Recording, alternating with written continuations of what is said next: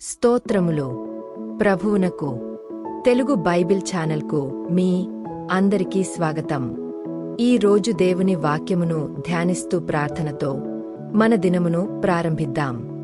కీర్తనకర్త చెప్పినట్లుగా శ్రమలలో ఉన్నప్పుడు సన్నిహితులు కూడా దూరముగా నిలిచిరి. యోసేపు చెప్పినట్లుగా దేవుని జ్ఞానము మనుష్యుల జ్ఞానము కన్నా గొప్పది. లూకా సువార్తలో చెప్పినట్లుగా హేరోదు మరియు పిలాతు క్రీస్తు విషయములో మిత్రులయ్యిరి. ఈ రోజు మనము క్రీస్తు శ్రమలలో జరిగిన ఈ సంఘటనలను ధ్యానించుదాం.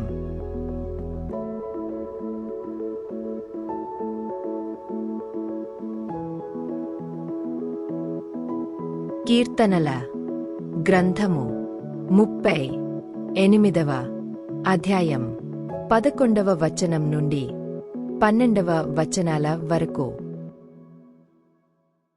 నా గుండె కొట్టుకొనుచున్నది, నా బలము నన్ను విడిచిపోయెను, నా కనుదృష్టియు తప్పిపోయెను.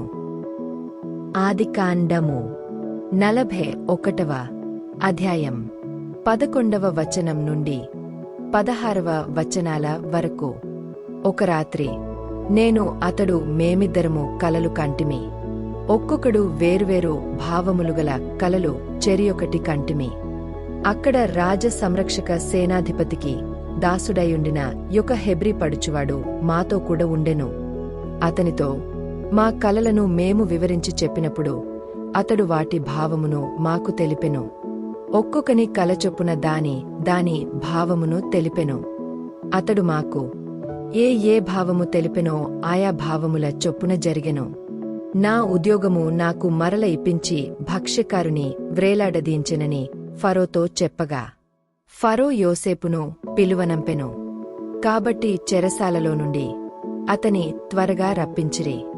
అతడు క్షోరము చేయించుకుని మంచి బట్టలు కట్టుకుని ఫరో యొద్దకు వచ్చెను. ఫరో యోసేపుతో, నేనొక కల కంటిని, దాని భావమును తెలుపగలవారెవరును లేరు. నీవు కలను వినేడల దాని భావమును తెలుపగలవని నిన్నుగూర్చి వింటినని అతనితో చెప్పినందుకు యోసేపు, నావలన కాదు, దేవుడే ఫరోకు క్షేమకరమైన ఉత్తరమిచ్చునని ఫరోతో చెప్పెను.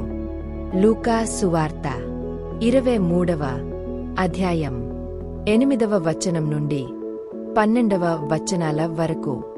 హేరోదు యేసును చూచి మిక్కిలి సంతోషించెను. ఆయనను గూర్చి చాలా సంగతులు విన్నందున ఆయన ఏదైనను ఒక సూచక క్రియ చేయగా చూడ నిరీక్షించి బహుకాలము నుండి ఆయనను చూడగోరెను. ఆయనను చూచినప్పుడు చాలా ప్రశ్నలు వేసినను ఆయన అతనికి ఉత్తరమేమియూ ఇయ్యలేదు. ప్రధాన యాజకులును శాస్త్రులును నిలువబడి ఆయనమీద తీక్షణముగా నేరము మోపిరి. హేరోదు తన సైనికులతో కలిసి ఆయనను తృణీకరించి అపహసించి ఆయనకు ప్రశస్తమైన వస్త్రము తొడిగించి పిలాతునొద్దకు మరల పంపెను. అంతకు ముందు హేరోదును పిలాతును ఒకనికొకడు శత్రువులయుండి ఆ దినముననే యొకనికొకడు మిత్రులైరి. ప్రభువా, శ్రమలలో మాతో నిలిచియుండుము. మనుష్యులు మమ్మల్ని విడిచినప్పటికిని నీవు మమ్మల్ని విడువకుండా మాకు ధైర్యమును ప్రసాదించుము. నీ జ్ఞానమును మరియు నీ చిత్తమును మా జీవితంలో గ్రహించుటకు మాకు సహాయము చేయుము.